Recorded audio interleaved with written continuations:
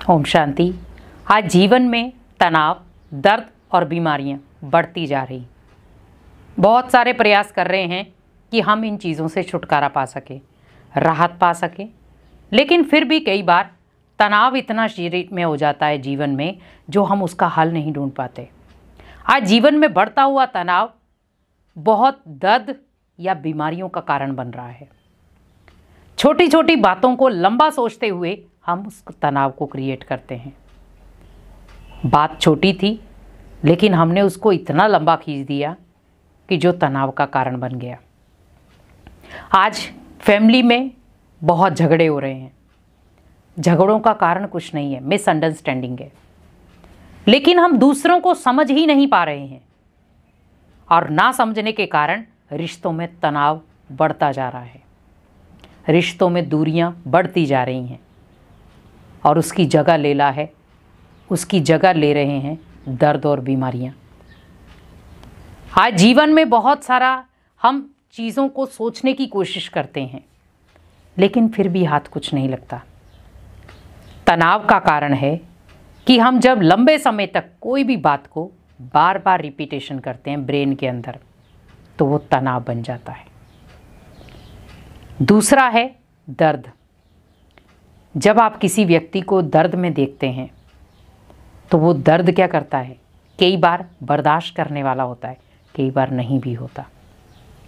लेकिन वही शब्द आप किसी को अगर गाली गलौच बोलते हैं तो दर्द उसको भी होता है।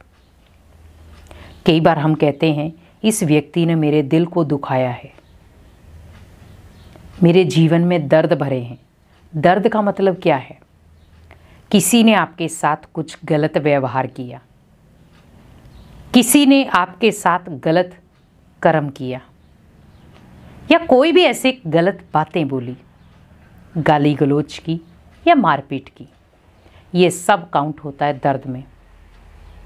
जो व्यक्ति बता नहीं सकता लेकिन वो खुद ही अंदर ही अंदर महसूस कर रहा है कि मैं दर्द में हूँ या पीड़ा में हूँ, और वो लास्ट बन जाता है बीमारी, जिसको हम नॉर्मली रूप में कहें डिप्रेशन। आज जीवन में बढ़ता हुआ डिप्रेशन छोटे छोटे अनमोल रिश्तों को भी तोड़ता जा रहा है।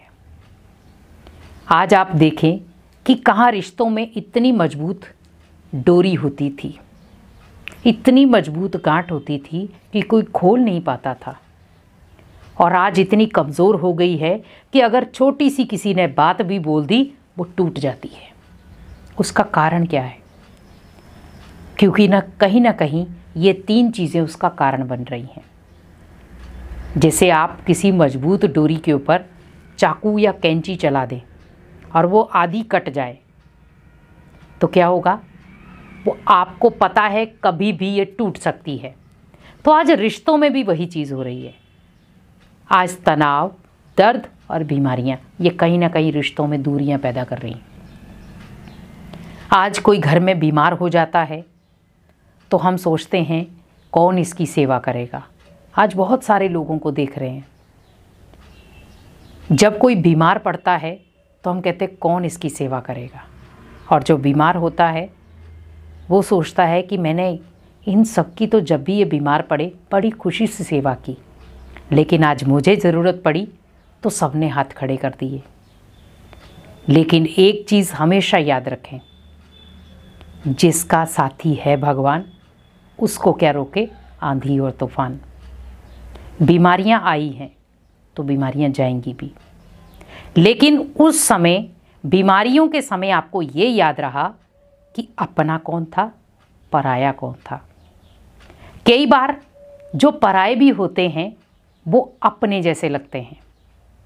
वो आपके लिए अपना टाइम, अपना धन, हर एक निशावर करने को तैयार हो जाते हैं, जिनको हम जानते तक नहीं हैं, और जिनको हम जानते हैं वो किनारा कर लेते हैं। हमने बहुत सारे ऐसे लोग देखे हैं। जब माँ बाप बीमार पड़ते हैं तो बच्चा सोचता है मेरे पास टाइम नहीं है, बाहर से डॉक्टर को बुला लाओ या डॉक्टर की फीस मैं दे देता हूँ, आप डॉक्टर को दिखाओ। माँ बाप डॉक्टर को दिखाने से ठीक तो हो जाएंगे, लेकिन बेटे के पास टाइम नहीं था कि वो अपने माता पिता को एक दिन छुट्टी करके डॉक्टर के पास ले जाए। तो सोचिए, डॉक्टर तो उसको बाहरी शरीर के रूप में ठीक करेगा, लेकिन जो बच्चा उसे घाव दे रहा है मन के अंदर, जो दर्द दे रहा है, क्या वो अंदर से ठीक कर पाएंगे? नहीं। इसीलिए छोटी छोटी बातें आज रिश्तों में खटास पैदा कर रही हैं। हमेशा याद रखें, अगर आपका सहारा कोई नहीं है, वहाँ पर भगवान को अपना सहारा बना लें कि भगवान, आप मेरे सुप्रीम सर्जन भी हो, सुप्रीम डॉक्टर भी हो, और मेरे बंधु सखा भी हो, और मेरे माता पिता भाई बहन भी हो। गारंटी है भगवान हर रिश्ते को बड़े प्यार से निभाएगा, और आपके लिए जो सही होगा, जिस व्यक्ति से उसने आपकी सेवा करवानी होगी, वो उस व्यक्ति को मुकर्रर कर देगा, आपके पास भेज देगा। और उस समय हम कई बार ये शब्द आपने कईयों के मुंह से सुना होगा कि कोई मसीहा ही था जो हमें बचाने आया था। उस समय उस व्यक्ति को हम जानते नहीं हैं, लेकिन वो हमें नया जीवन देकर गया।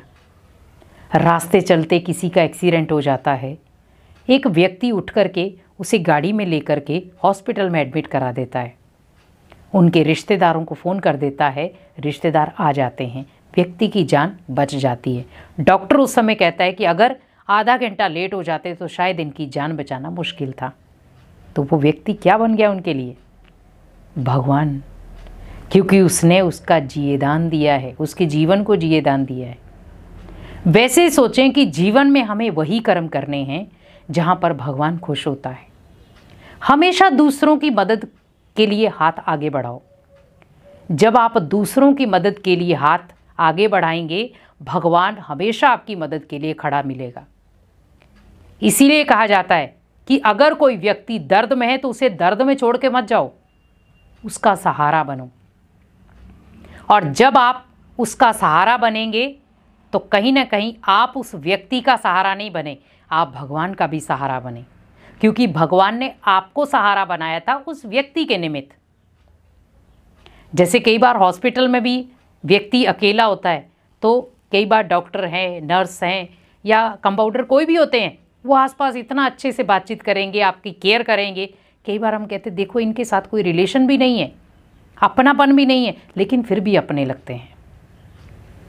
वैसे ही सोचें कि जब हम सारी डोर, जीवन की हर डोर को भगवान के हाथ में सौंप देंगे, तो भगवान आपके जीवन में कभी भी कुछ भी गलत होने ही नहीं देगा।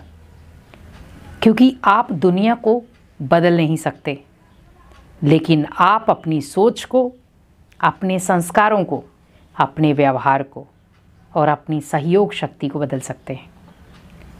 इसीलिए कहा जाता है कि करोड़ों में भी कुछ ऐसी आत्माएं होती हैं जिनके ऊपर भगवान डायरेक्ट नज़र रखता है कि कभी भी किसी बच्चे के ऊपर, मेरे बच्चे के ऊपर प्रॉब्लम आएगी तो ये बच्चा हमेशा तैयार रहेगा किसी की मदद करने के लिए। करोड़ों में कोई कुछ आत्माएं होती हैं जिनके ऊपर भगवान हमेशा हाथ रखता है। जैसे कोई डॉक्टर है, नॉर्मली हॉस्पिटल में बहुत सारे डॉक्टर होते हैं, लेकिन कईयों को वरदान होता है कि ये ऑपरेशन करते हैं लेकिन दर्द नहीं होती। तो हम कहते हैं, और कई ऐसे भी होते हैं कि वो स्पेशलिस्ट हैं, 10 दिन के बाद आएंगे, 1 साल के बाद आएंगे, तो लोग वेट करते हैं वो डॉक्टर 1 साल के बाद आएंगे, वो 1 साल के बाद ही दिखाएंगे। तो उनको अंदर एक भावना रहती है कि उनके हाथ से जो चीज़ होती है वो सही होती है। लेकिन जब आपने अपने जीवन का हाथ ही भगवान के हाथ में दे दिया तो गलत क्या और सही क्या, हमेशा सही ही होगा, गलत तो हो ही नहीं सकता।